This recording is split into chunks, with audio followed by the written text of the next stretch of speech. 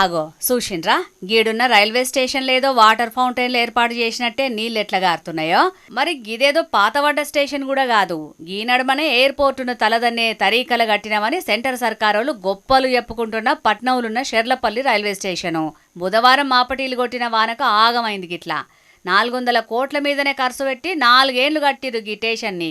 మరి కట్టిన కాంట్రాక్టర్ పైసలకు కక్కుర్తిపడి అల్కదక్కువ సామాన్లు వాడిండో ఏందో గానీ మొన్ననేమో ముత్తెమంత గాలి దుమారానికి రేకులన్నీ ఏడుకాడికి లేచిపోయినాయి.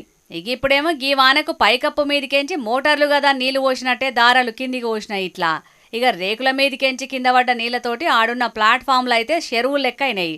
ప్లాట్ఫామ్ మీద దిగాల్సిన ప్యాసింజర్లు కూడా ఆడున్న నీళ్లను చూసి రైలు దిగకుండానే అట్లనే ఉన్నారు కొందరు. నీ అవ్వ, ఇప్పటికే తెలంగాణకు మస్తు నిధులు కేటాయించినాం, రైల్వే స్టేషన్లన్నీ మస్తుగా డెవలపింగ్ చేస్తున్నాం అని చెప్పి ఓపెనింగ్ల మీద ఓపెనింగ్లు చేస్తుంటారు సెంటర్ సర్కారోళ్ళు. కానీ మేడి పండు చూడ మేలిమై ఉండు, పొట్ట విచ్చి చూడు పురుగులుండన్నట్టు మీదికి చూడ ఇంటర్నేషనల్ సౌలతులతోటి కట్టినట్టు చెప్తున్నారు. కానీ ఉత్త గాలివానలకే గుడిసెలు కదా గురిసినట్టు గుర్తున్నాయని గారం అవుతున్నారు చాలా మంది పబ్లిక్ గీ వీడియో చూసినోళ్ళు.